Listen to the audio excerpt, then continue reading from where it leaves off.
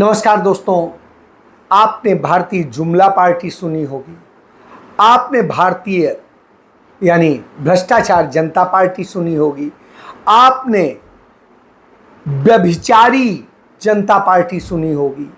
आपने बलात्कारी जनता पार्टी सुनी होगी। आपने बदलू जनता पार्टी सुनी होगी और न जाने क्या क्या उसको कहा जाता है। तो उस पार्टी का कैरेक्टर क्या है, उसके नेताओं का कैरेक्टर क्या है, यही बता रहा हूं। नरेंद्र मोदी जब 2014 में वाराणसी से चुनाव लड़ने गए, बनारस जिसे कहते हैं, काशी जिसे कहते हैं, तो उन्होंने कहा मैं ना आया हूं न मुझे कोई लाया है, मां गंगा ने मुझे बुलाया है। पहले मैं सोच रहा था कि भारतीय जनता पार्टी ने मुझे यहां भेजा है। फिर लगता है शायद मैं काशी जा रहा हूं, लेकिन आज यहां आने के बाद लगता है कि न मुझे किसी ने भेजा है न मैं यहां आया हूं, मुझे तो मां गंगा ने बुलाया है। और एक बालक जैसे अपनी मां की गोद में वापस आता है, वैसी मैं अनुभूति कर रहा हूं। और मां गंगा के लिए उन्होंने कसम खाई कि सौगंध गंगा की खाते हैं कि हम इसे 2022 के पहले पहले स्वच्छ निर्मल गंगा बना देंगे। और जब नमामि गंगे और सारे प्रोजेक्ट के नाम पे हजारों करोड़ रुपया खर्च कर डाले गए, लेकिन गंगा साफ होने की बजाय और गंदी और गंदी और गंदी होती गई। और इसका खुलासा लगातार बनारस हिंदू विश्वविद्यालय के मदन मोहन मालवीय, मदन मोहन मालवीय कहते हैं, रिसर्च सेंटर फॉर गंगा ने किया। उसने तमाम शोध किए और बताया कैसे गंगा लगातार गंदी हो रही है। चाहे आप ऋषिकेश में देख लीजिए या अब तो गंगोत्री में भी देख लीजिए, वहां से लेके पूरी प्रदूषित है। और जो इसके स्वच्छता के नाम पे और सब नाम पे पैसा खर्च किया गया, वो असल में गंगा में ही बह गया। यह भ्रष्टाचार की गंगा बन गई। और जब वो खुलासा करती थी तो मोदी को बड़ी तकलीफ होती थी। तो अब नरेंद्र मोदी के, उनकी सरकार के, उनके निर्देश पे, उनके निर्वाचन क्षेत्र में उस बीएचयू ने इस विभाग को ही बंद करने का आदेश दे दिया। और बीएचयू प्रशासन ने आदेश जारी किया कुलपति ने कि अब यह डिपार्टमेंट ही बंद होगा। अब आप सोचिए, जो रिसर्च करके कमियां बताता है तो वो नहीं चाहिए। क्यों? कमियां बताने वाला चाहिए ही नहीं है। कबीरदास जी लिखते हैं, निंदक न्यारे राखिए कानन कुटिया छवाए। इसलिए रखिए कि वो आपकी तमाम जब समीक्षा करेगा तो आपको सुधार का मौका मिलेगा। लेकिन इनका तो है खत्म कर देंगे जो हमारी सच्चाई दिखाएगा। तो मां गंगा के साथ इन्होंने बलात्कार कर दिया है।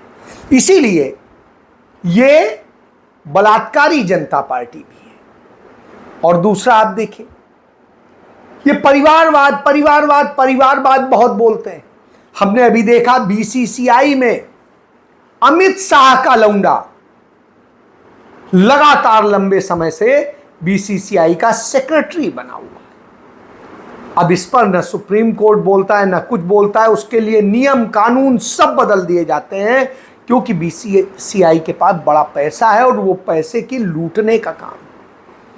पहले उसमें लुटवाया गया उन लोगों को जिन्होंने तत्कालीन कांग्रेस सरकार के खिलाफ तमाम रिपोर्ट्स दी थी, तमाम सारी चीजें बनाई थी, नैरेटिव बनाने के लिए तमाम ड्रामे किए थे।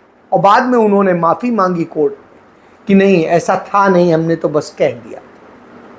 उनको दिया गया उसका लाभ। और अब उनके बाद में फिर जैसे दिया जाता है, तो उस परिवारवादी को अब इंटरनेशनल क्रिकेट कंट्रोल बोर्ड का जो है चेयरमैन अध्यक्ष बनाने का काम चल रहा है, उसके लिए काम चल रहा है। तो अब बीसीसीआई में कौन सेक्रेटरी लगेगा?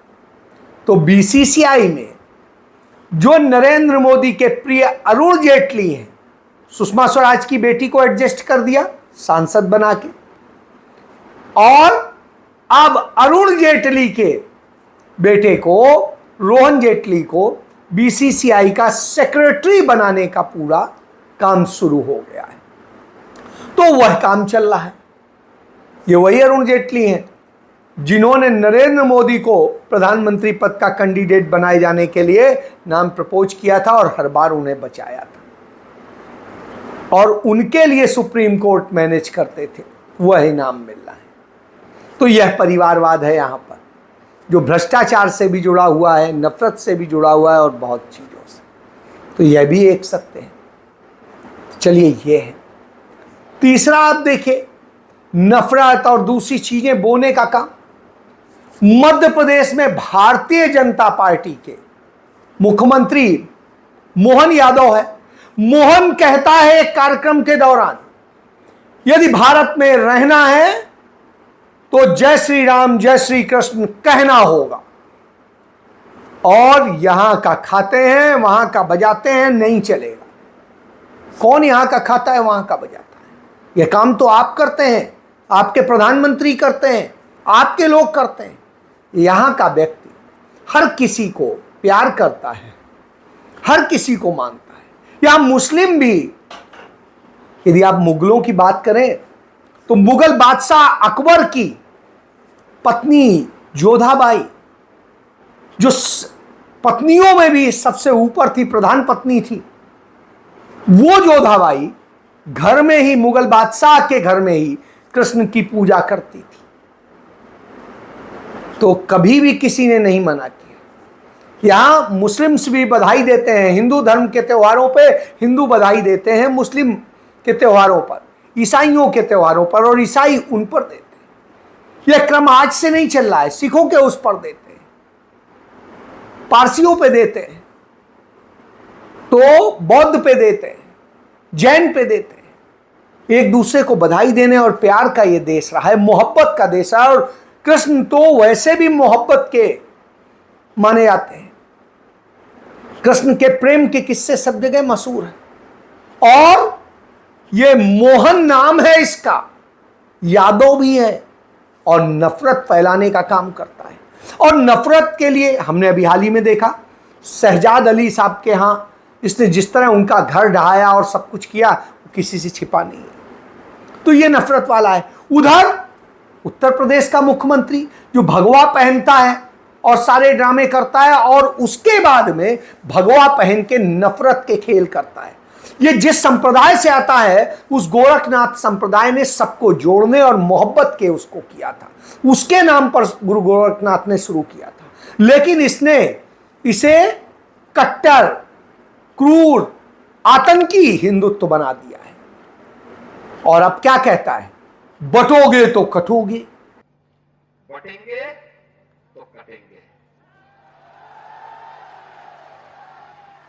आप देख रहे हैं ना, बांग्लादेश में देख रहे हो ना, तो वो गलतियां यहां नहीं होनी चाहिए। कौन किसे काट रहा है, कौन किसे मार रहा है? काटने मारने का काम तो आप ही करते हैं, और आपके लोग करते हैं, और कोई तो नहीं करता है। तो यह स्थिति है। तो यह इनका नफरत का चेहरा है। और डरपोक, कायर, बुजदिल कैसे हैं, कैसे ये बुजदिल जनता पार्टी है, इसका उदाहरण देख लीजिए। जम्मू कश्मीर में 44 टिकटों का ऐलान हुआ, और ऐलान होने के साथ ही जब भाजपा के ही लोगों ने भाजपा के कार्यालय पे पहुंच के इनको गाली गलौज शुरू कर दी, तो हालत बिगड़ गई। चंद देर में ही 5 बार लिस्ट बदल गई, और 5 बार लिस्ट बदल गई। आप सोच सकते हैं, और उसके बावजूद सारे नाम नहीं घोषित कर पाए। यह बताता है कि कितने डरपोक लोग हैं। जहां वोट की चोट होने का डर होता है, ऐसे डरते हैं। एक और उदाहरण बता देता हूं। कंगना रनौत का मैंने बताया ही था कि किस तरीके से उसने नफरत के बोल बोले, किस तरीके से उसने इंटरव्यू में कहा कि किसान तो आंदोलन के दौरान रेपिस्ट थे, किसान तो हत्यारे थे और अभी भी हैं, और जिस तरीके से कर रहे हैं। 750 किसानों ने शहादत दी थी, हरियाणा की धरती पर ही दी थी। आज भी हरियाणा पंजाब की धरती के बॉर्डर पर किसान बैठे हुए हैं, 65 किसान मर चुके हैं 8 महीने में, 7 महीने में। तो आप इससे समझ सकते हैं कि जब यह स्थिति हो तो क्या कहेंगे। और इसके बाद यह नफरत फैलाती है। ये वही लोग हैं, जब राहुल गांधी ने उन 750 किसानों को संसद में श्रद्धांजलि देने के लिए कहा तो ये लोग सेम के नारे लगा रहे थे। लेकिन राहुल गांधी के नेतृत्व में विपक्ष के लोग किसानों को श्रद्धांजलि दे रहे थे। तो ये नफरत बोने वाली, नशा करने वाली, सबको पता है, इसने खुद ही स्वीकारा है कि ड्रग एडिक्ट थी, ये तमाम तरह के सेक्सुअल और उनमें इन्वॉल्व थी और न जाने क्या क्या, इसने खुद बताया।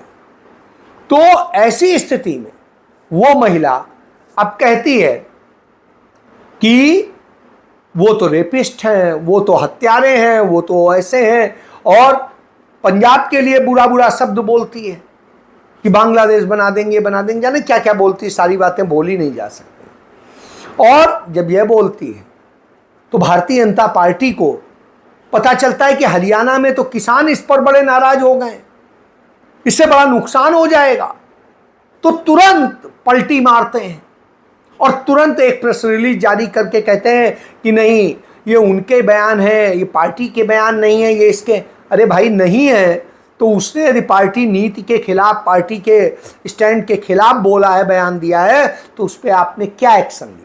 कोई एक्शन नहीं लिया, कोई कार्रवाई नहीं, कुछ नहीं, सिर्फ जवानी जवां खर्च। क्योंकि ऐसे लोग खुद ही पाले कि राहुल गांधी पे बोलो, इनको बोलो, उन पे बोलो।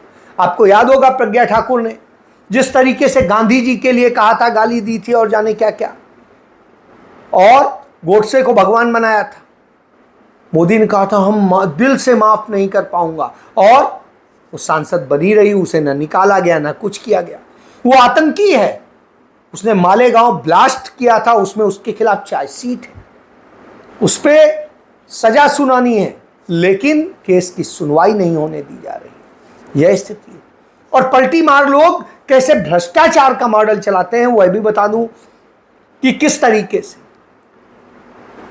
आपको याद होगा जिस दिन नौसेना दिवस होता है 4 दिसंबर को, उस दिन नरेंद्र मोदी ने छत्रपति शिवाजी महाराज की एक पूरी बड़ी प्रतिमा का अनावरण किया था।